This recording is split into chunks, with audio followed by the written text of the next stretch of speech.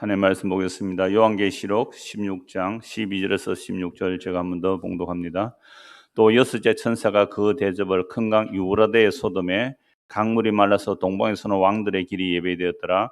또 내가 보매 개구리 같은 새 더러운 영이 용의 입과 짐승의 입과 거짓 선지의 입에서 나오니 그들은 귀신의 영이라 이적을 행하여 온 천하 왕들에게 가서 하나님 곧 전능하신 이의 큰 날에 있을 전쟁을 위하여 그들을 모으더라.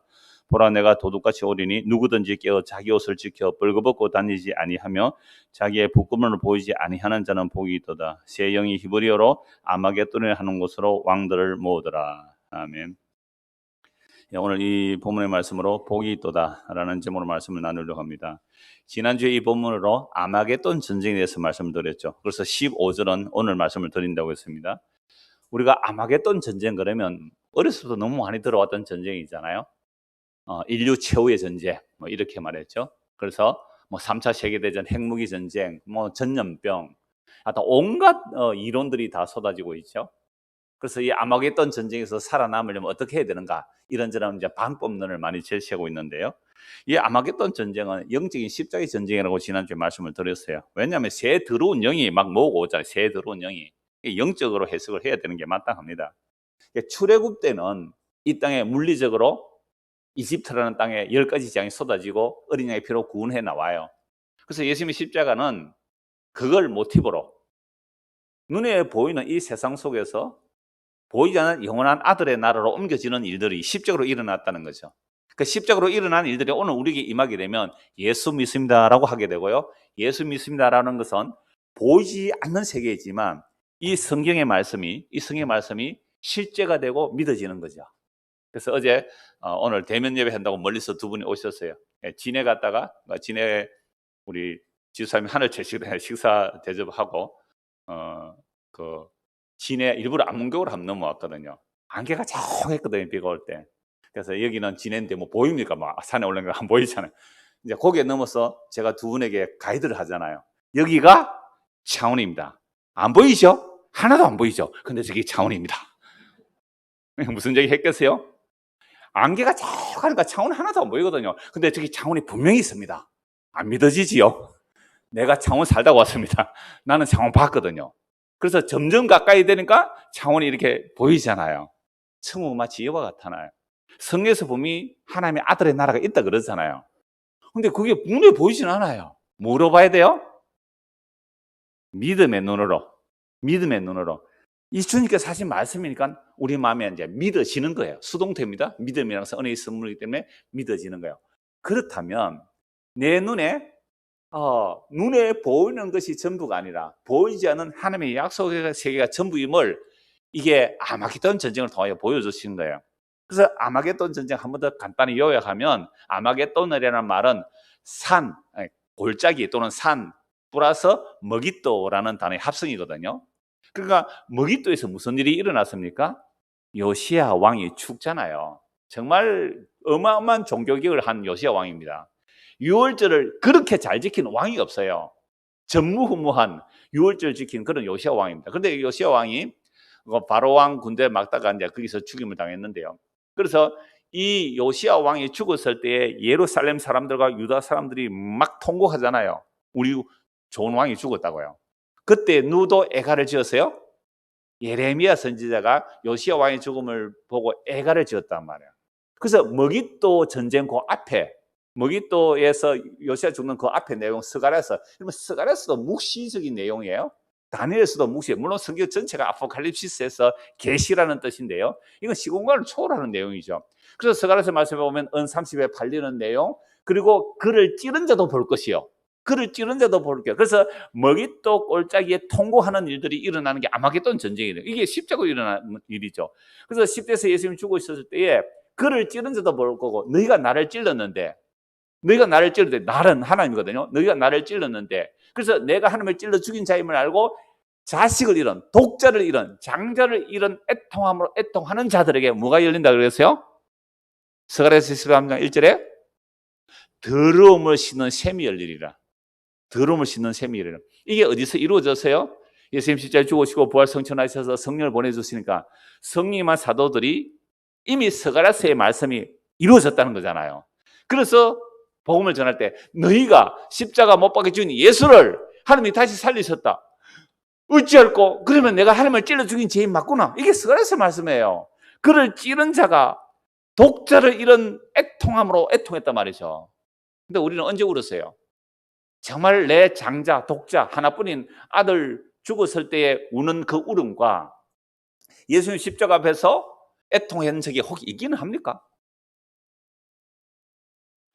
재산 잃어버리고 돈 잃어버리고 사랑하는 사람 죽었을 때는 애통하고 뭐 밥을 안 먹고 하나님 원망하고 막 그렇게 죽겠다고 난리치면서 정말 예수님의 십자가 앞에서 내가 하나님을 찔러 죽인 죄인임을 알고 주여 어찌할까요? 라고 해본 적이 있기는 합니까? 그러니까 사도들이 이 복음 전했을 때에 어찌할꼬? 왜? 그들은 직접 예수 십자가 못 박아 죽이라고 고함 질른 자들이거든요. 그때 베드로가 뭐라고 말합니까? 회개하고 주 예수를 믿어라. 회개하고 주 예수를 믿어라. 아니, 자기 죄도 모르는데 예수 믿는 게 뭔지를 모르잖아요. 죄란 예수 안 믿는 죄고 죄란 하나님을 살해한 죄거든요. 회개하고 예수 믿어라. 이게 예수 믿는 거거든요. 그래서 이게 아마겟돈 전쟁으로 말씀을 드렸습니다. 그래서 이 아마겟돈 전쟁의 십자가의 사건이 구약의 모든 성도들을 어린 양의 피를 뿌려 출애굽하듯이 예수 그리스도의 피로 의롭다 하시고 흰 옷을 입혀서 하늘에 앉히시고요. 그 완성된 십자가의 복음이 초림부터 재림까지 복음 선포될 때에 이 복음을 오늘도 이 복음의 내용, 이 복음을 듣고 믿으면 우리가 무슨 옷을 입는 거예요? 흰 옷을 입는다 그래요. 병선 씨 맞죠? 네. 70세가 다 돼서 친구 따라 교회 오셨거든요. 지난주 오셨는데 오늘 오셨잖아요. 그러니까 이분은 예수 믿는다는 것이 뭐냐면 옷을 입는 거예요. 옷을. 결혼을 하려고 그러는데 옛날에 가난했을 때 결혼을 할 때 시집을 가야 되는데 옷이 없으면 얼마나 힘들어요. 예복을 마련해야 되는데. 그런데 신랑이 몰래 돈을 보내주면 얼마나 고맙겠어요. 신랑이 보낸 돈 가지고 신부복 딱 입고 차려 나가면요. 사람들이 와 예쁘다 그러잖아요. 근데 신부는 알아요. 이거 누가 보내준 거라고요? 신랑이 나한테 밤에 몰래 돈 보내줘가지고 내가 신랑 옷으로 입고 간다고요.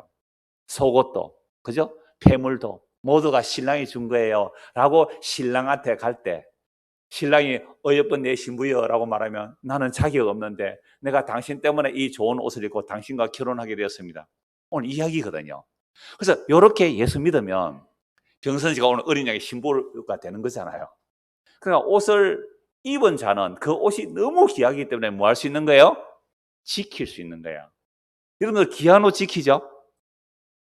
귀한 옷이 없구나. 너무 옷이 많아가지고. 귀한 옷은 지켜요. 귀한 옷은. 귀한 옷을 지켜요. 그래서 이 얘기예요. 벌써 뭐 결론이 나온 내용인데요. 그래서 오늘 본문 15절을 중심으로 보겠습니다. 15절 보십시오. 같이 한번 읽을까요? 보라, 내가 도둑같이 오리니 누구든지 깨어 자기 옷을 지켜 벌거벗고 다니지 아니하며 자기의 부끄러움을 보이지 아니하는 자는 복이 있도다. 여러분 지금 이 본문은요. 몇 번째 대접이 쏟아지는가요? 6번째 대접이 막 쏟아지는 거잖아요. 이거는 이제 세대적으로 해석하면 뭐 대환란식이라 그러는데요. 6번째 대접이 쏟아지는데도 어떤 사람이 있다는 거예요? 복 있는 사람이 있어요. 복 있는 사람. 그러니까 이건 십자가의 사건이라는 말이죠. 그래서 더러움을 씻는 샘이 열린다는 그 스가랴의 말씀처럼 지금 예수님의 십자가로 인하여 구약의 성도들이 예수님께서 입혀주는 그 의의 옷을 입는 거예요. 그 옷을 지켜서 벌거벗고 다니지 않는 자는 복이다라고 말씀합니다. 자, 그래서 이 구약의 선지자들이 메시아가 오실 때 어떻게 오느냐라고 말하면요. 갑자기 오신대요. 자, 말라기, 구약 성경 끝에 있는 말라기 한번 보십시오. 말라기 3장.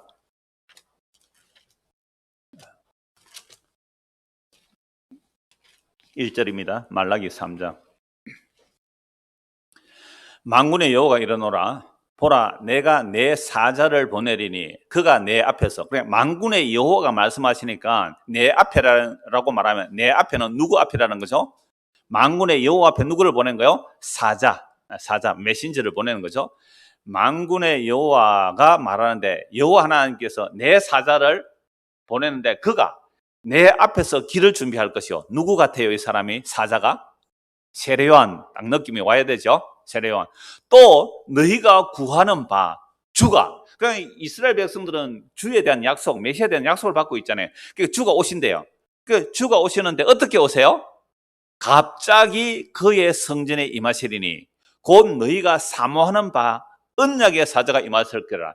그래 하나님의 언약의 사자, 너희들이 그렇게 간절히 사모하는 그 언약의 사자가 성전에 어떻게 온다고요? 갑자기 오는 거야. 갑자기 오니까 준비되어 있지 않으면 어떻게 해요? 맞이할 수 없는 거 아니겠어요? 갑자기 온다는 거죠. 자, 2절. 그가 임하시는 날을 누가 능히 당하며 그가 나타나는 때에 누가 능히 서리요. 그는 금을 연단하는 자의 불과 표백하는 자의 재물과 같을 것이라. 그러니까 이스라엘 백성들은요, 메시아가 오면 자기들은 구원받는다고 생각했거든요. 근데 그 갑자기 임하시는 그 메시아의 날은 뭐 하는 날이라고요? 금을 연단하는 자의 불과 같고 표백하는 자의 재물과 같을 것이라고 말씀하잖아요. 이게 구원이 아니라 씻겨져야 된다는 거죠. 그래서 스가랴서 13장 1절 말씀에 그 날에 뭐가 일어난다고요? 죄와 더러움을 씻는 셈이 열리리라. 그래서 3절 보십시오. 그가 은을 연단하여 깨끗하게 하는 자 같이 앉아서 레위 자손을 깨끗하게 하되 금은같이 그들을 연단하리니 그들이 공의로운 제물을 나 여호와께 바칠 것이라. 그때에 유다와 예루살렘의 보훈물이 옛날과 고대와 같이 나 여호와께 기쁨이 되려니와. 그러니까 메시아가 오셔서 그들을 깨끗하게 해줘야 돼요. 메시아가 오셔서 그들의 들음을 씻겨주셔야 돼요. 그래야 하나님께 기쁨으로 드려지는데 유대인들은 자기들은 씻겨야 할 필요를 알았을까요? 몰랐을까요? 몰랐어요. 왜요? 나 율법 잘 지키니까 의인이라는 거죠. 나는 씻김을 받아야 할 자들은 세리와 죄인과 창기들이고 이방인들이고 우리는 메시아 오면 바로 구원받아. 우리는 구원의 영순이야. 영순이 아세요? 아파트 영순이 받으면 무조건 들어가는 거 아니에요? 실감이 안 되시는구나. 여러분 다 착하셔서 실감이 안 되시구나. 유대는 그렇게 생각하고 있죠. 그래서 5절 내가 심판하러 너희에게 임할 것이라. 점치는 자에게와 가늠하는 자에게와 거짓 맹세하는 자에게와 풍꾼의 사기에 대하여 억울하게 하며 과부와 고아를 압제하며 나그네를 억울하게 하며 나를 경외하지 않은 자들에게 속히 증언하니라. 만군의 여호와가 말하였느라. 그러니까 지금 이스라엘 백성들은요, 이 바리새인 이 서기관들이 과부의 재산을 착취하고 있었거든요. 그러니까 그러면서 자기는 구원받으리라 생각하고 있으니까 내가 그들을 어떻게 해요? 불로 연단하고 표백하는 제물로 그들을 심판해야 돼요. 그렇게 해서 연단되어야 구원받아 나오는 모습을 말씀하고 있습니다. 6절 보세요. 나 여호와는 변하지 아니하나니 그러므로 야곱의 자손들아 너희가 소멸되지 아니하느니라 라고 말씀하고 있습니다. 말라기 4장 5절 한번 보십시오. 그러니까 언약의 사자가 갑자기 성전에 임하시는데 그 갑자기 임하기 때문에 뭘 해라고 말하냐면 5절입니다. 말라기 4장 5절. 보라 여호와의 크고 두려운 날. 이게 어떤 날이라고 하세요? 십자가의 날이에요. 물론 여호와 하나님께서 임하시는 날은 다 크고 두려운 날입니다. 노아 홍수 때 여호와께서 심판으로 임하시잖아요. 얼마나 크고 두려운 날이에요. 노아 홍수 때. 그죠? 여호와 임하는 날은 크고 두려운 날이에요. 아브라함에게 여호와 하나님 임하실 때 두려워서 벌벌 떨었어요. 모세에게 여호와 임할 때 정말 벌벌 떨었잖아요. 시내산에 여호와께서 강림하실 때 이스라엘 백성 전체가 벌벌 떨었어요. 여호와 임하는 날 누가 감당하겠습니까? 근데 그 여호와 임하시는 날이요, 초림, 아기 예수를 오늘 오전에 찬송했잖아요. 아까 그 어린 주 예수 어디에 누웠다고요? 구유에 누운. 왜 구유에 누웠어요? 그게 왜 표적이 돼요? 짐승 같은 우리에게 살과 피를 주시기 위해서 말 구유에 하나님이 사람이 되어 오셨단 말이에요. 그러니까 우리는 그 짐승이기 때문에 그 말 구유에서 예수의 살과 피를 먹고 마셔야 영원한 생명을 얻는다는 사인이에요. 그러니까 그 말 구유에 오신 예수님, 말 구유에 오신 예수님. 그런데 그것도 주께서 임하시는 날 맞아요. 그리고 재림하는 것도 주님 임하시는 날 맞잖아요. 강림, 초림, 재림할 때 임하시는 거예요. 전부 임하신다는 뜻인데요. 근데 진짜로 임하시는 여호와의 크고 두려운 임하시는 날이 뭐예요? 십자가의 날이죠. 십자가에 임하시는 거죠. 하나님이 십자가에 임하시는 날이에요. 자, 그래서 이 5절 보십시오. 보라, 여호와의 크고 두려운 날이 이르기 전에 내가 선지자 엘리야를 너에게 보내리니 그가 아버지의 마음을 자녀에게로 돌이키게 하고 자녀들의 마음을 그들의 아버지에게로 돌이키게 하리라. 돌이키지 않으면 두려울건대 내가 와서 저주로 그 땅을 칠까 하노라 하시니라.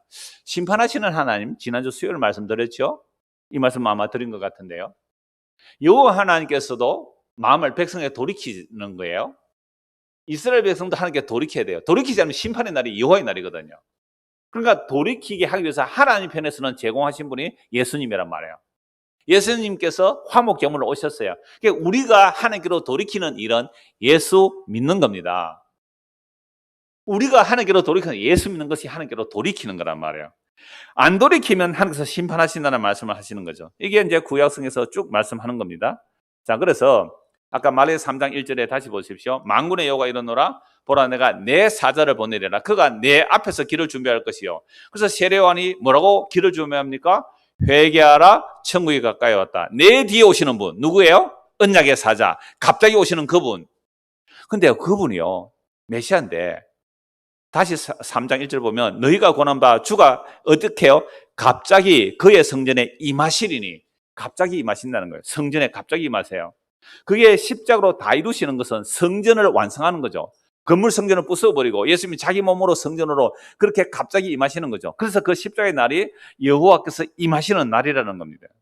이 날을 누가 감당하겠느냐? 누가 이 여호와의 큰 날을 누가 감당하겠느냐는 거죠.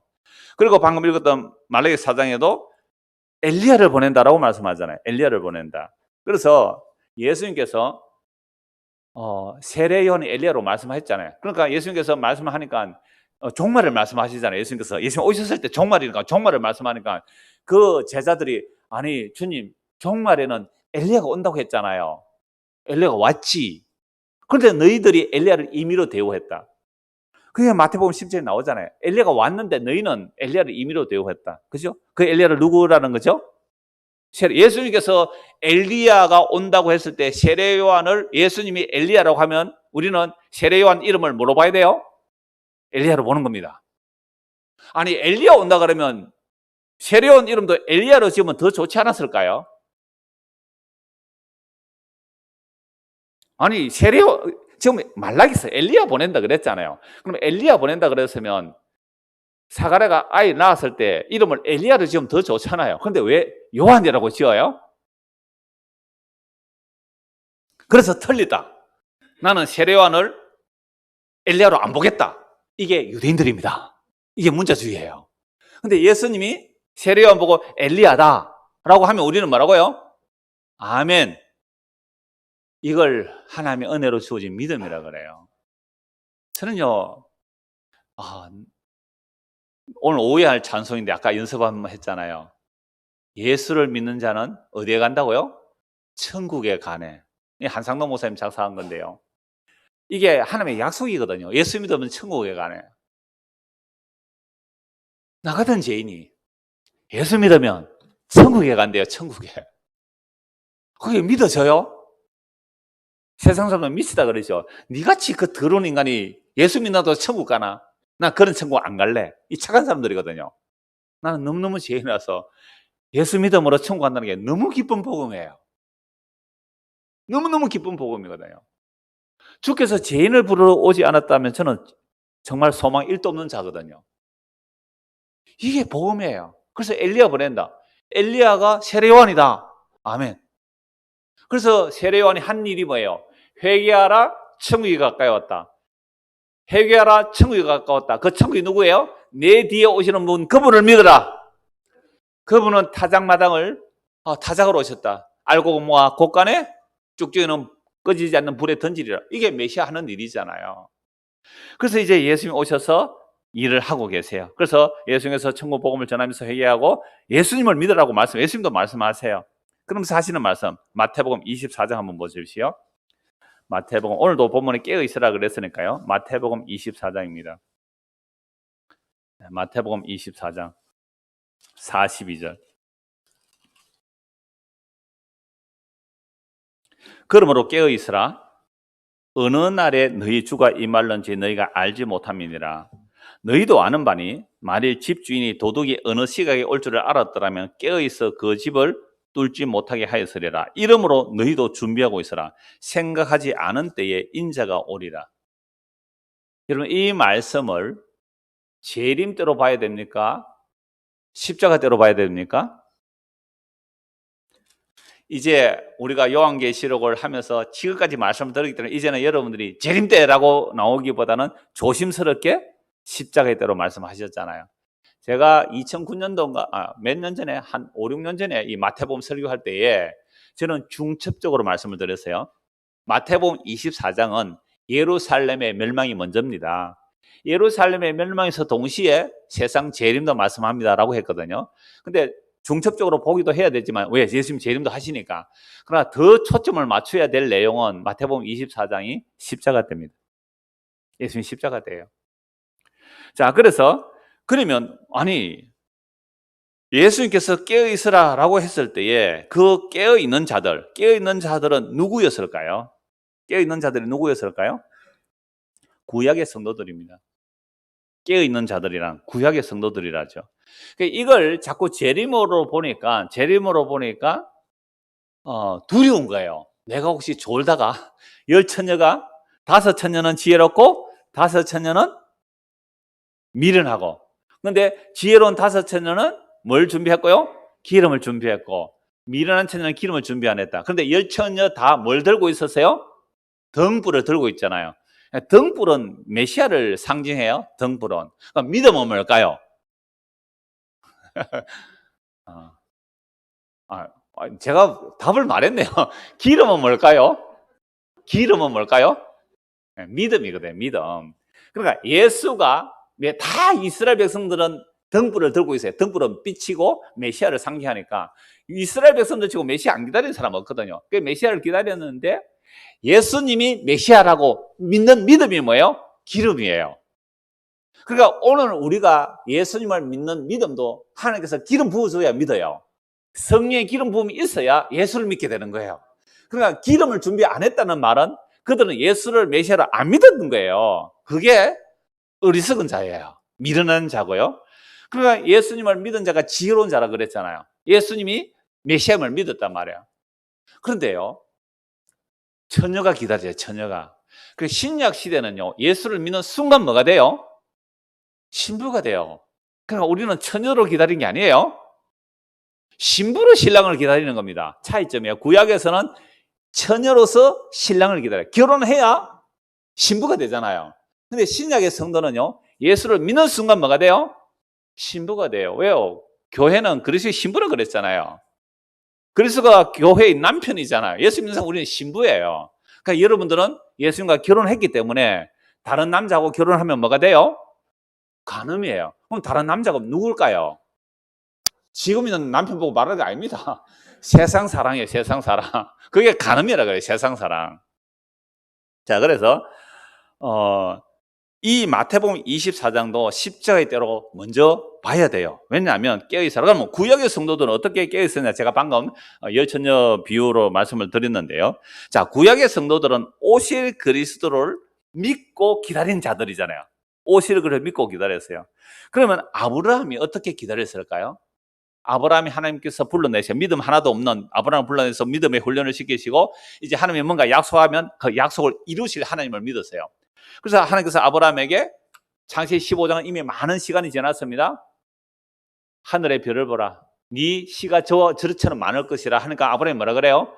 아멘 했거든요. 우리 식으로 아멘. 예, 믿습니다라고 했단 말이에요. 이건 아브라함의 믿음이 좋아서가 아니에요. 하나님께서 아브라함을 그렇게 믿음을 고백할 수밖에 없도록 여러 가지 사건을 통해서 나를 불러내시는 하나님이 나에게 뭔가 말씀하시면 하나님은 반드시 이루어내시구나. 이걸 믿었던 거예요. 그러니까 아브라함이 믿었을 때 하나님께서 뭐라고 해줘요? 어렵도다. 그게 창세기 15장 6절이에요. 아브라함이 하나님을 믿음에 그 믿음을 하나님께 뭐라고요? 어렵다 하셨다. 그러면 아브라함이 믿은 그 믿음이 무슨 믿음이에요? 하나님께서 아브라함 내가 너에게 자녀를 주겠다. 내가 너에게 씨를 주겠다고 했잖아요. 그 씨에 대한 믿음이었어요. 그럼 그 씨는 누구예요? 예수님. 성경 어디에 나와요? 한 20년 좀 말씀드렸으면 한 100번은 얘기했을 텐데. 갈라디아서 3장 16절에 보면 아브라함에게 네 자손들이라고 복수로 말하지 않고 네 씨라고 단수로 말했는데 그 아브라함이 믿은 씨가 그리스도라고 바울서도 말하고 있잖아요. 그럼 아브라함은 누구 보고 믿었어요? 예수 믿음으로 의롭다함을 받았어요. 의롭다함을 받은 이것이 의의 옷을 입었다 이 말입니다. 이건 예수님께서 해석하신 거예요. 요한복음 8장 56절에 아브라함이 나의 때 올 것을 보고 믿고 기다리다가 보고 기뻐했다라고 말하고 있잖아요. 아브라함은 예수님보다 2000년 전에 역사적인 사람인데 예수님은 아브라함이 내보고 기뻐했다고요. 왜요? 아브라함은 씨에 대한 약속을 받았어요. 씨에 대한 약속을 받고 믿고 기다리지 못해서 누구를 낳아요? 이스마엘 낳았잖아요. 이스마엘 낳고 나서 13년 동안 하나님 일부러 기다리세요. 99세 되어서 너 할례해. 왜요? 너 생식의 능력으로 태어나면 너의 율법적 지킴이나 너의 행위로 태어나면 약속의 자녀가 아니야. 할례 행하고 사라는 완전히 생리가 끊어졌을 때에 약속의 자녀를 그때 이삭을 주시잖아요. 할례 행하고 생리가 끊어진 여인에서 나왔으니까 없는 데서 생긴 자식이잖아요. 그 이삭을 받았는데 또 하늘에서 또 바치라 그러네요. 모리아산에 가서 바치려고 했다가 완전 잡아 죽이려고 했죠. 근데 스톱하고 양을 대신 받아왔잖아요.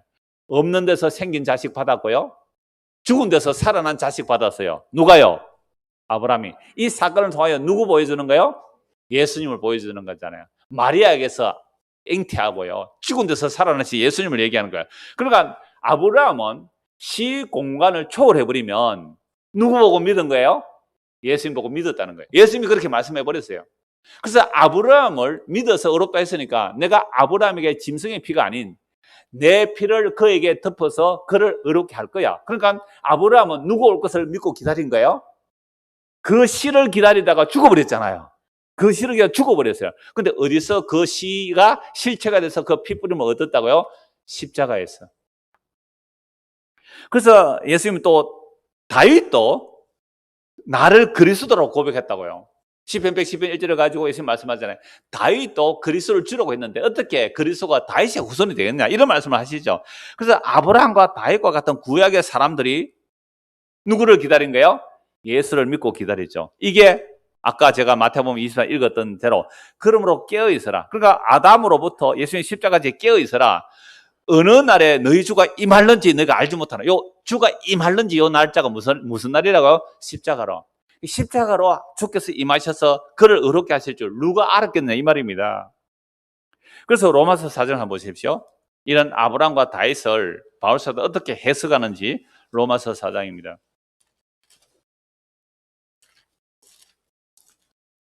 지금 이 말씀하면 지금 머리에 속속 들어오는 한 분이 계세요. 지금 로마서를 외우고 있는 분입니다. 로마서 4장 1절에서 보십시오. 그런즉 육신으로 우리 조상인 아브라함이 무엇을 얻었다 하리요? 만일 아브라함이 행위로서 의롭다 하심을 받았으면 자랑할 것이 있으려니와 하나님 앞에서는 없느니라. 성경이 무엇을 말하냐? 아브라함이 하나님을 믿음에 그것이 그에게 의로 여겨진 바 되었느니라. 제가 방금 아브라함 다 말씀드렸어요. 아브라함이 하나님을 믿음에 그것이 의롭다 함을 여김을 받았단 말이에요. 일하는 자에게는 그 사기 은혜로 여겨지지 아니하고 보수로 여겨지거니와 일을 아니할지라도 경건하지 아니한 자를 의롭다 하신 이를 믿는 자에게는 그의 믿음을 의로 여기시나니요. 얼마나 놀라워요. 일하는 사람이야 당연히 월급 내놔라 그러잖아요. 근데 우리는 일한 것도 없이 한 것은 뭐밖에 안 했어요? 죄밖에 안 지었잖아요. 죄 안 지은 적이 있어요? 한 것에는 죄밖에 안 지었는데 근데 예수 믿었다고 의롭다고 해주네요. 이걸 아브라함이 받은 복이라 그래요. 이걸 다윗이 받은 복이라 그래요. 일한 것이 없이 하나님께 의로 여기심을 받은 사람의 복에 대하여 다윗이 말한 바 불법이 사함을 받고 죄가 가려짐을 받는 사람들은 복이 있고 주께서 그 죄를 인정하지 아니하실 사람은 복이 있도다 함과 같으니라. 여러분 이게 얼마나 엄청난 복이에요. 이게 얼마나 엄청난 복이에요. 그래서 17절을 보십시오. 4장 17절. 기록된 바 내가 너를 많은 민족의 조상으로 세웠다 함과 같이 유대인의 조상도 되고 이방인의 조상도 되어 믿음으로 의롭다를 받는 일에 있어서 17절 기록된 바 내가 너를 많은 민족의 조상으로 세웠다 하신 것 같으니 그가 믿은 바 아브라함이 믿었어요. 뭘 믿었어요? 하나님은 죽은 자를 살리시며 이삭이잖아요. 없는 것을 있는 것으로 부르시는 이시라 이삭이잖아요. 이 이삭처럼 오신 분이 누구예요? 예수님. 그래서 아브라함이 바랄 수 없는 중에 바라고 믿어서 이는 네 후손이 이 같으리라 하신 말씀대로 많은 민족의 조상이 되게 하려 함이라 라고 믿음을 설명하고 있는 거죠. 그래서 아브라함과 다윗이 믿음으로 뭘 얻었다는 거죠? 의롭다함을 얻은 겁니다. 제가 이 의자에 대해서 한문으로 자주 말씀을 드렸잖아요. 어느 날 한문을 보니까 참 재밌더라고요. 여러분 자아라는 말 제가 종종 말씀드렸잖아요. 자아. 그러니까 나아자를 풀어보면요. 손수변의 창과자더라고요. 이게 너무너무 타락한 인간의 모습이죠. 이게 완전 가인의 모습이잖아요. 666표 받은 사람 창 딱 들고 이게 자아예요. 어느 놈이든 날 건드리면 죽여버릴 거예요. 안 그런 인간이 없습니다. 안 그런 오른편 때리는데 왼편 돌려대는 사람이 있습니까? 애가 학교 가서 한 대 맞고 왔어요. 아빠가 책임질게. 옥수수 다 털어버리고 온다 이러잖아요. 제가 이러니 막 웃죠. 그랬던 분들 회개하시기 바랍니다. 우리는 그래요. 그러니까 우리는요, 자아 지키기에 환장한 인간들이에요. 자아 지키기에. 자아를 확장, 그 자아도 그때그때 다르거든요. 어릴 때는 장난감이 그렇게 좋아요. 좀 크면 친구가 좋고요. 친구가 좋아지면서는 부모가 뒷전입니다. 다 경험하셨죠, 어른들? 좀 더 커서 애인 생기면요. 아버지, 엄마 돈 훔쳐가지고 애인한테 갖다 바칩니다. 이게요, 우리 인간들은 태어나서 죽을 때까지 자아의 확장밖에 모르는 인간들이에요. 이런 인간들 어디로 왔어요? 교회당에 왔어요. 교회당에서 뭘 구했어요? 내 창 더 튼튼하게 해주세요. 내 창 더 길게 해주십시오. 이게 아브라함의 복이라고요. 아브라함은요, 예수 믿으면 어렵다고 받는 복을 받았잖아요. 다윗 같은 왕이 되려고. 다윗은요, 지인 중에 개수이 말고 예수 믿어 어렵다는 받는 거예요. 무슨 복이 복인지도 모르고 복 개념부터 달라져야 되잖아요. 제가 20여 년 동안 복 개념 달라진다고 말씀했잖아요. 오늘 우리 교동문에 있을 때 마태복음에서 뭐가 복이 있어요? 애통하는 자가 뭐가 복이 있어요? 가난한 자가 무슨 복이 있어요? 울고 있는 자가 무슨 복이 있어요? 그래서 마귀가 우리의 눈과 귀를 속이고 있는 거예요. 그래서 이 로마서의 말씀, 이 아브라함과 다윗이 받은 복이요, 예수 믿음으로 의롭다움을 받은 이 복이 얼마나 어마어마한 복인지. 그래서 구약에서 이미 다 말씀하고 있거든요. 이사야 59장 한번 찾아보실래요? 사람들이 만들어 입은 옷이 어떤 옷이는지. 이사야 59장 보십시오.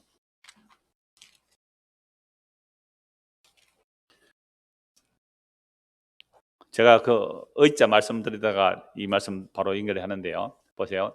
내 손에 창을 들고 어느 놈이든 날 건드리면 죽여버리겠어. 이러고 있는데 저 갈릴리 나사렛 예수라는 사람이 우리에게 찾아왔어요. 내가 네 주인이야. 내가 너의 주인이야. 뭐시락하노? 뭐 이런 게 다 있노? 신성모독으로 내가 하나님의 아들이거든. 날 믿으면 너희가 죄 용서받고 날 믿지 않으면 지옥 가. 뭐 이런 게 다 있나 하면서 예수를 어떻게 해요? 찔러 죽였어요. 이러니까 또 이단 교주들도 전부 지가 예수처럼 핍박받는데 이런 미신 인간들이 한둘이 아닙니다. 그래서 예수님을 나의 창으로 찔러 죽였어요. 그런데 놀랍게도 내가 창으로 찔러 죽였는데 그 피가 나에게 덮쳐오네요. 나는 그를 찔러 죽였는데 그 피가 나에게 덮쳐와요. 그 피가 나에게 덮쳐왔을 때에 그걸 의라 그래요. 저는요, 한문 안에 놀라운 뜻이 그렇게 있더라고요. 내 손에, 그 성경의 배경이잖아. 그 가인처럼 우리는 내 손으로 창에 칼 들고 남 죽이며 살았는데 그 피에 결국은 누구까지 찔러 죽여서요? 여러분, 하나님조차 찔러 죽여. 오늘 저와 여러분들 이 땅에 살아오면서 약하고 보잘것없는 자들, 괴롭힌 것 말고 강한 자들, 힘 있는 자들 욕한 것도 다 있잖아요, 우리가. 남을 해쳐온 그 모든 해침들은 결국은 하나님을 찔러 죽인 죄가 되는 거예요. 근데 나는 그를 찔러 죽이는데 그 피가 나에게 덮쳐서 내 죄를 알고 주여 내가 당신을 죽인 죄인 맞습니다라고 할 때 그때 의라고 해줘요. 그래서 손수변의 창가쪽에 양 한 마리가 올라가요. 양이 올라가면 이걸 의인이라 그래요. 이걸 어린 양의 피예요. 예수 십자가 피가 이런 거예요. 예수 믿으면 우리를 의롭다고 해줘요. 어느 정도로 의롭다고 해줘요? 점도 흠도 티도 없이 완벽하게 의롭다. 주름 잡힌 것이나 이런 것이 없이 물과 말씀으로 씻어서 완벽하게 점도 흠도 티도 없는 신부로 만들어 주시는 것이 십자가의 능력입니다. 너무너무 놀라워요. 그런데 인간들은요, 이 하나님의 의를 모르고 자기 의를 세우려고 끊임없이 자기 의를 만들어가요. 이게 더러운 누더기인 줄도 모르고요. 이사야 59장 보십시오. 이사야 59장 4절입니다. 그러니까 하나님과 인간 사이에 죄가 이제 가려져 있는데요. 그러니까 우리가 막 기도해도 안 들어줄 때 이 죄 때문에 그렇다라고 말씀하면서 4절 보세요. 공의대로 3절부터 볼까요? 이는 너희 손이 피에 너희 손가락이 죄악에 들어오졌으며 너희 입술은 거짓을 말하며 너희 혀는 악독을 냅니다. 사는 것 자체가 인생은 속임수예요. 속이지 않고 어떻게 살아가요? 인생은 속임수라고 성경은 말씀하고 있어요. 그러니까 우리 손에 피가 가득해요. 우리 손에 피가 가득해요. 우리는요, 우리의 손에 죄악이 가득해요. 너희 입술은 거짓을 말하며 너희 혀는 악독을 내밀어 공의대로 소송하는 자도 없고 진실하게 판결하는 자도 없으며, 제가 수요일 전에 말씀드렸잖아요. 뭐 2030 세대가 공정, 공의 얘기하는데요. 정의 말하는데요. 걔들은 왜 그렇다고요? 나는 아빠 찬스, 엄마 찬스가 없어서 에이 짜증나 한마디예요. 뭐 정의, 공의 부러지는 인간들 보십시오. 그들이 자기들도 그런 특혜를 받을 자리에 있었다면 거절 못한 인간들이래요 말이에요. 그러니까 세상 전체가 공의대로 소송한 자도 없고 진실하게 판결한 자도 없으며 허망한 것을 의뢰하며 거짓을 말하며 악행을 잉태하여 죄악을 낳고 있어요. 우리 마음에 악행을 잉태하여 낳은 게 죄를 낳아요. 5절 독사의 알을 품으며 거미줄을 짜나니 그 알을 먹는 자는 죽을 것이요 그 알이 밟힌 적 터져서 독사가 나올 것이라. 그 짠 것으로는 옷을 이룰 수 없을 것이요 그 행위로는 자기를 가릴 수 없을 것이며 그 행위는 죄악의 행위라. 그 손에는 포악한 행동이 있으며 그 발은 행악하기에 빠르고 무지한 피를 흘리기에 신속하며 그 생각은 악한 생각이라. 황폐와 파멸이 그 길에 있으며 그들의 평강의 길을 알지 못하며 그들이 행하는 곳에는 정의가 없으며 굽은 길을 스스로 만드나니 무릇 이 길을 밟는 자는 평강을 알지 못하느니라. 유대인이나 이방인이나 차별 없이 모두가 이렇다고 바울이 로마서 1장에 말씀하고 있잖아요. 그러니까 우리가 만들어 입은 옷이 이런 모습이에요. 독사가 알을 품으며 독을로 짜낸 옷, 거미줄로 짜낸 옷, 그걸로 입고 있는 게 우리의 옷이에요. 이사야 64장 6절입니다. 이사야 64장 6절. 무릇 우리는 다 부정한 자 같아서 우리의 의는 다 더러운 옷 같아요. 우리의 의로 입은 옷잖아요. 우리의 의로 만들어 입은 다 더러운 옷 같아요. 우리는 다 잎사귀같이 시들므로 우리의 죄악이 바람같이 우리를 몰아가나이다. 우리가요, 지금까지 만들어 입은 옷이 전부 다 죄악의 옷이에요. 내 의로 만들어 입은 옷이 다 더러운 누더기 옷이에요, 누더기. 아담과 하와가 타락한 후에, 타락하기 전에는요, 옷 안 입어도 안 부끄러웠잖아요. 두렵지 않았어요. 타락하니까 부끄럽고 두려워서 무화과 나무 밑에 숨어서 무화과 나무 잎으로 자기를 가리고 있어요. 이게 인간의 옷의 역사입니다. 인간이 옷을 입는 것은요, 죄를 가리기 위한 역사예요. 끊임없이 이 자기가 만들어 입은 옷을 입고 살아가는 인생들이죠. 그런데 하나님께서 아담과 하와를 가죽 옷을 입혀주시죠. 가죽 옷이 뭐예요?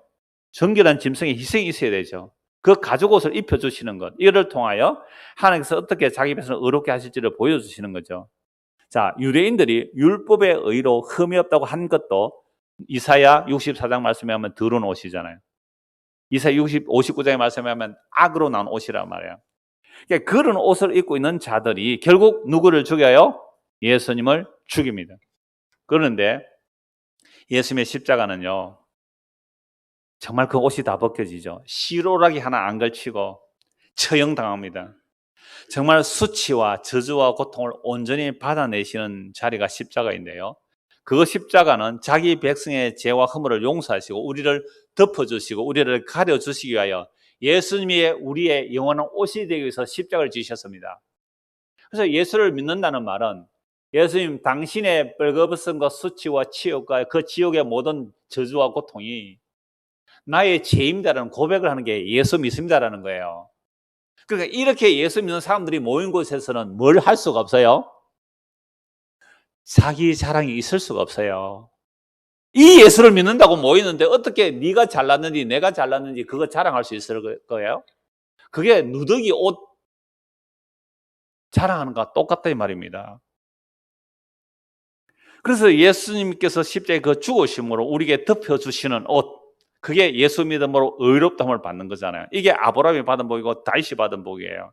그 찔려 죽은 하나님의 피가 우리에게 덮쳐올 때 우리는 그게 의가 되는 겁니다.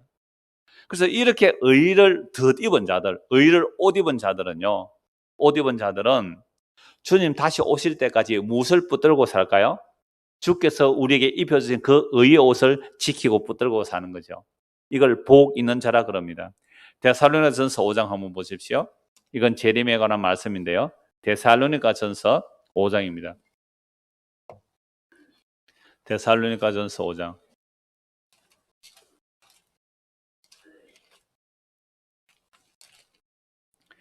1절입니다. 형제들아, 때와 시기에 관하여는 너희에게 쓸 것이 없으면 주의 날이 밤에 도둑같이 이를 줄을 너희 자신이 자세히 알기 때문이라. 자, 오늘 본문 말씀에서 뭐라 그랬어요? 도둑같이 주님 오신다 그랬잖아요. 그러니까 도둑같이 오심도 십자가의 때도 도둑같이 임하신 거 맞아요. 유대인들은 상상이나 했겠어요? 재림의 날도 도둑같이 오신다는 거죠. 그러니까 날과 때 알려고 하는 사람들 그건 엉터리예요. 그 날 때 알아서 뭐 하려고요? 그때 피하려고요. 그거 계산하면 엉터리예요. 사랑하면요, 지금이라도 오시기를 원하죠. 사랑한다면. 사랑하는 분은 지금이라도 보고 싶어 하는 것이 당연하죠. 주의 날이 밤에 도둑같이 이를 줄 너희 자신이 자세히 알기 때문이라. 그들이 평안하다 안전할 그때에 임신한 여자에게 해산의 고통 이름과 같이 멸망이 갑자기 그들에게 이르니 결코 피하지 못하리라. 형제들아, 너희는 어둠에 있지 아니하며 그 날이 도둑같이 너희에게 임하지 못하리니 너희는 다 빛의 아들이요 낮의 아들이라. 우리가 밤이나 어둠에 속하지 아니하나니 그러므로 우리는 다른 것 같이 자지 말고 오직 깨어 정신을 차릴지라. 자는 자들은 밤에 자고 취하는 자들은 밤에 취하되 우리는 낮에 속하였으니 정신을 차리고 믿음과 사랑의 호신경을 붙이고 구원의 소망의 투구를 서자. 이게 전부 무슨 말씀이에요? 예수님을 옷 입고 살자입니다. 예수님을 옷 입고 살자. 예수를 옷 입고 살자. 그래서 9절 보세요. 하나님이 우리를 세우시면 노하시며 이렇게 하시면 아니에요. 오직 우리 주 예수 그리스도로 말미암아 구원을 받게 하려 하십니다. 예수께서 우리를 위하여 죽으사 우리를 하여금 깨어있든지 자든지 자기와 함께 살게 하려 하십니다. 그러므로 피착 근면하고 서로 덕을 세우기를 너희가 하는 것 같이 하라. 성도가 모여서 뭐 해야 돼요? 예수님 옷 입었어요. 예수님을 믿어요. 예수님 믿으면 우리가 흰 옷을 입어요. 그리고 그 옷 지키면서 삽시다. 주님 다시 오시는 그날까지. 이 말 하는 거잖아요. 그래서 베드로 사도도 그 말씀을 해요. 베드로 사도도. 베드로후서 3장 보십시오. 베드로후서 3장 8절. 정말 예수님의 십자가 피로 우리가 의롭다는 받은 그 의의 옷을 입은 자들은요, 이건 자연스럽게 나오는 결론이에요. 하자 이렇게 하면 그건 가짜예요. 베드로서 3장 8절입니다. 사랑하는 자들아, 주께는 하루가 천년 같고 천년이 하루 같다 이 한 가지를 잊지 말라. 주의 약속은 어떤 이들이 더디다고 생각하는 것이 더딘 것이 아니라 오직 주께서는 너희를 다하여 오래 참으사 아무도 멸망하지 아니하고 다 회개하기에 이르기를 원하시느니라. 그러나 주의 날이 도둑같이 오리니 그 날에는 하늘이 큰 소리로 떠나가고 물질이 뜨거운 불에 풀어지고 땅과 그 중에 있는 모든 일이 드러나리로다. 이 모든 것이 이렇게 풀어지리니 너희가 어떤 사람이 되어야 마땅하냐? 거룩한 행실과 경건함으로 하나님의 날이 임하기를 바라보고 간절히 삼어라. 그 날에 하늘이 불에 타서 풀어지고 물질이 뜨거운 불에 녹아지르니와. 같이 읽읍시다. 우리는 그의 약속대로 의가 있는 곳인 새 하늘과 새 땅을 바라보도다.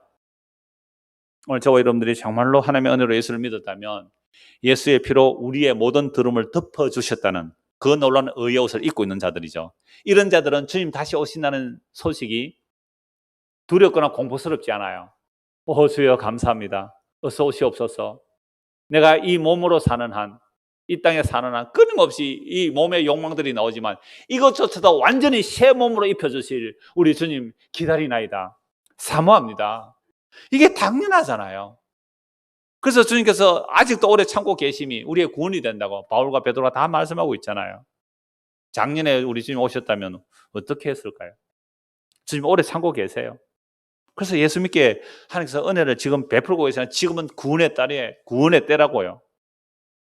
자, 그러므로 요한계시록에서 옷을 입는다는 말씀이 이때까지 설교를 했지만 쭉 읽어만 보고 어떤 사람이 복이 있는지 말씀을 드리려고 합니다. 자, 요한계시록 3장부터 봅시다.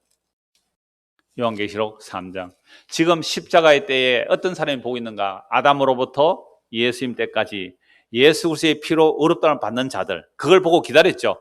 가죽 옷을 입고 어린 양의 피를 바르고 그 이스라엘 백성들의 율법을 통하여 자기들의 죄가 뭔지 알고 예수의 피 뿌림으로 의롭다함을 받는 것. 그게 모든 구약의 선지자들이 증거한, 또는 율법에서 증거한, 제사장 선지자 시편에 증거한 예수의 피 뿌림을 기다린 거예요. 그 기다린 자는 십자가로 단번에 의의 옷을 입는 거죠. 요한계시록 3장 3절입니다. 요한계시록 3장 3절. 그러므로 네가 어떻게 받았으며 어떻게 들었는지 생각하고 지켜 회개하라. 만일 일깨지 않으면 내가 도둑같이 이르리니 어느 때에 내게 이르리니 네가 알지 못하리라. 그러나 사대에 그 옷을 더럽히지 아니하는 자 몇 명이 내게서 흰 옷을 입고 나와 함께 다니리니 그들은 합당한 자인 영고라. 이기는 자는 이와 같이 흰 옷을 입을 것이요 내가 그 이름을 생명케서 결코 지우지 아니하고 그 이름을 내 아버지 앞과 그의 천사들 앞에서 시인하리라. 기 있는 자는 성령의 교회들에게 하시는 말씀을 들을지어다. 자, 사대교회 하신 말씀인데요. 그 옷을 어떻게 하는 사람이라고요?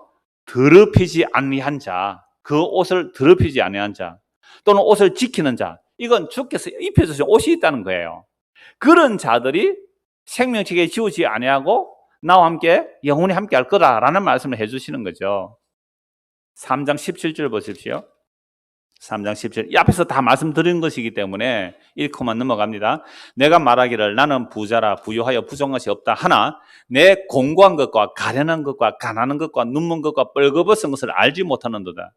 내가 너를 권하노니 내게서 불로 연다는 금을 사서 부유하게 하고 흰 옷을 사서 입어 벌거벗은 수치를 보이지 않게 하고 안약을 사서 눈에 발라보게 하라. 이거 무슨 말씀입니까? 지금 라오디게아 교회는 아주 부자 교회예요. 그러니까 우리는 부자다, 부유하여 부족함이 없다. 우리는 뭐 선거도 잘하고 뭐 봉사도 잘하고 뭐 구제도 잘하고 이런 걸로 막 자랑거리가 많아요. 부자 교회는 일 잘하더라고요. 뭔가 일을 하면 잘해요. 그러니까 우리는 부유하여 부족함이 없다라고 하는데 하나님이 보실 때는 너희는 지금 너무나 빨가벗고 있다는 거예요. 왜 빨가벗고 있을까요? 여러분 교회에서 정말 헌신충성봉사 열심히 하는 사람이 빨가벗었다고 생각할까요? 한 달에 한 번씩 올똥말똥 그런 사람이 빨가벗었다고 생각할까요? 그러니까 지금 라오디게아 교회는 자기들이 열심히 뭐 부유한 것으로 잘하니까 자기는 빨가벗지 않았다고 옷 잘 차려입었다고 하는데 예수님 보실 때 어때요? 너 지금 빨가벗었어.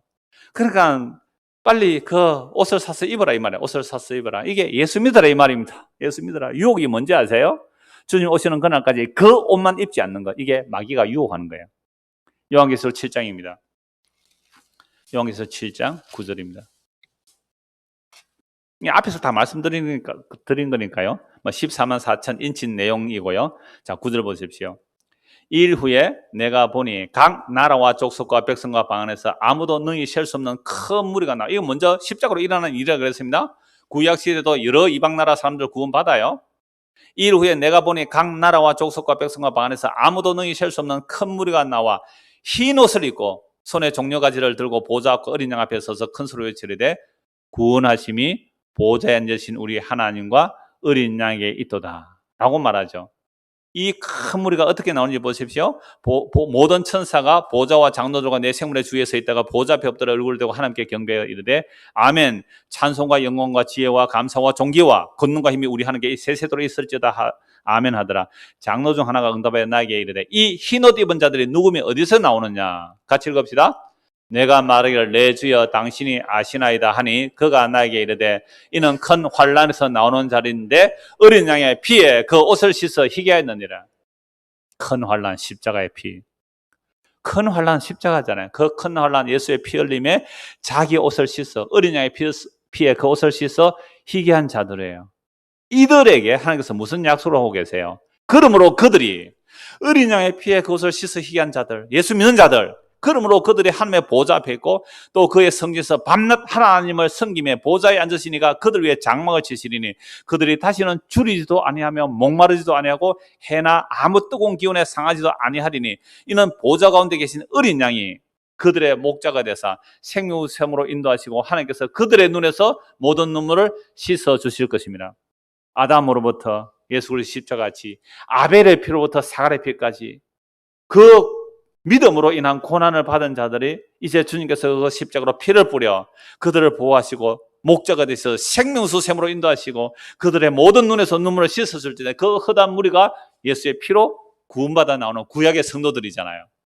그러면 오늘 저와 여러분들 십자가로 2000년 전 오늘 우리도 예수 믿으면 예수의 피로 구원받아 하늘에 앉히시는 이 놀라운 일을 지금 이루고 계시잖아요. 이게 정말로 믿어진다면 그건 하나님의 은혜예요. 사람이 할 수 없는 거잖아요. 사람이 할 수 없는 일이죠. 이런 일들이 요한계시록에 얼마나 많이 나옵니까?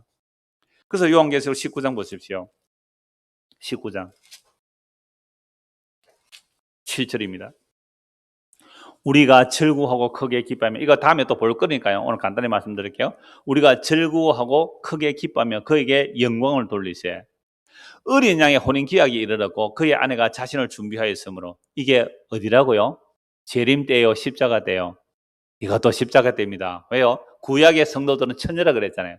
처녀들이 메시아를 기다렸는데 믿음으로 결혼하는 자가 십자가란 말이에요. 그래서 어린 양의 혼인 기약이 이르렀고 그의 아내가 자신을 준비하였으므로 그에게 빛나고 깨끗한 세마포옷을 입도록 허락하셨으니 이 세마포옷 성도들은 뭐라고요? 올인 행실이로다 하더라. 천사가 내게 말하기를 기록하라. 어린 양의 혼인잔치에 청함을 받은 자들은 복이 있다고 하고 또 내게 말하되 이것은 하나님의 참되신 말씀이라 하기로.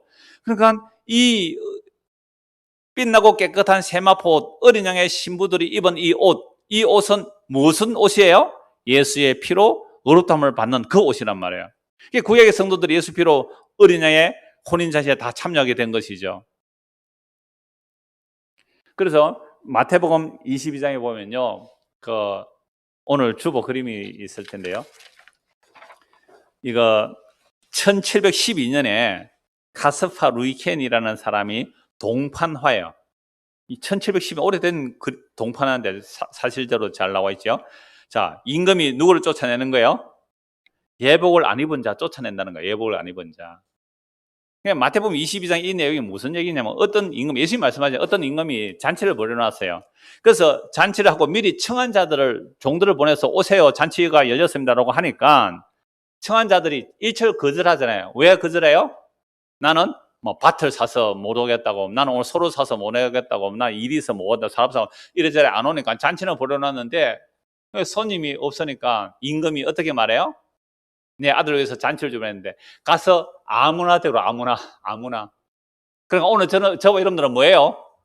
아무나예요, 아무나. 제가 이름들 잘 모르고 헷갈릴 때 화나면 아직도 아무나가 아니에요. 저 이름 잘 헷갈리거든요. 그러니까 자기가 아무나가 된 사람, 아무나, 아무개, 아무나. 그러니까 아무나가 아닌 사람은 바리새인 제사장 서기관들 그들을 하나님께서 청했는데 안 와요. 왜요? 예수 믿는 것이 싫기 때문에. 그래서 아무나 불러보라 했더니 누가 와요? 세리와 죄인과 창기들이 쭉 잔치가 가득해요. 가득했는데 임금이 딱 나가보니까 한 사람이 예복을 안 입어요. 이 옷이란 그 혼주 측에서 오는 사람들 무료로 나눠주는 옷이에요. 값없이 입는 옷이란 말이에요. 근데 한 사람이 옷을 안 입었어요. 왜 안 입었을까요? 자기 옷이 더 좋으니까. 자기 옷이 더 좋으니까 그 옷 안 입었죠. 쫓아내라 슬피 울며 이를 감이 있으라. 그 비유에서는 한 명인데요. 한 명이 쫓겨나는데 그 사람이 많을까요? 적을까요? 한 명이 비유로는 그렇지만 저 그림 보세요. 몇 명 쫓겨나요 지금? 많이 쫓겨납니다. 이 그림 참 잘 그려서 그래서 제가 이거 올려놨는데요. 한 명이 아니다 말이에요. 자기 옷 입고 자기 의 챙겨서 가려는 사람 다 쫓겨납니다. 그래서 마지막 요한계시록 22장 보십시오. 22장 12절.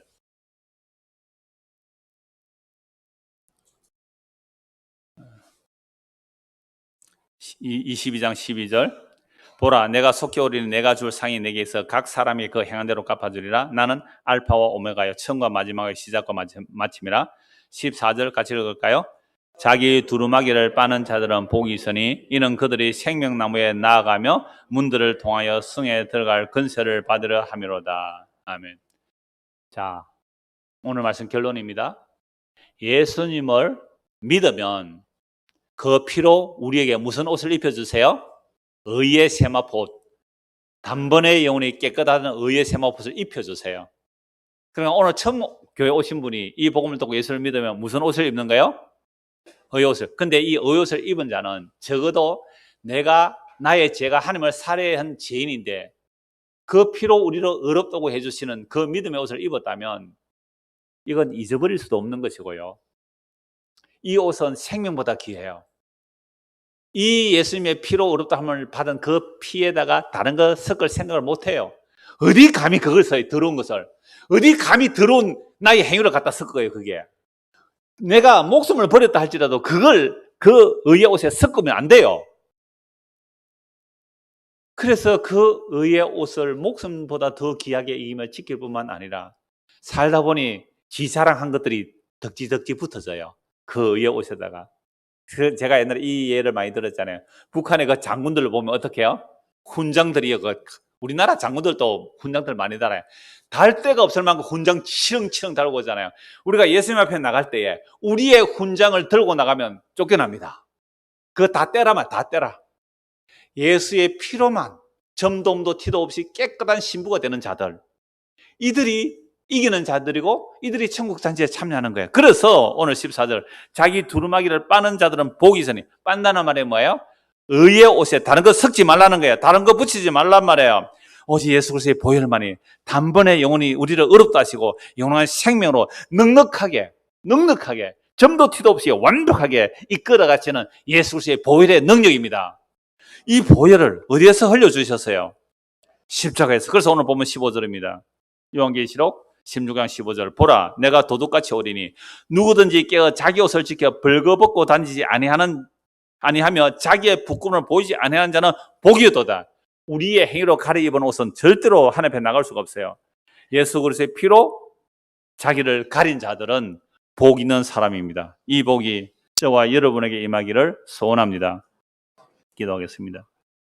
하나님 아버지, 우리는 끊임없이 자기를 치장합니다.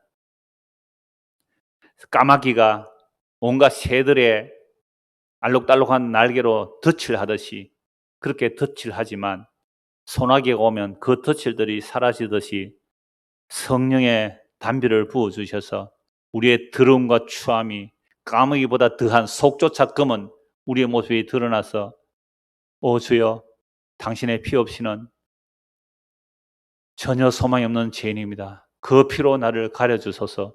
그 피로 나를 의롭다 하소서. 그 예수 그리스도의 피만 덧입고 그 그리스도의 피만 지키며 주님 오시는 그날까지, 우리 생명 다는 그날까지 예수 믿고 살아가는 성도가 되도록 은혜를 베풀어 주시옵소서. 예수 그리스도 이름 받들어 기도드리옵나이다.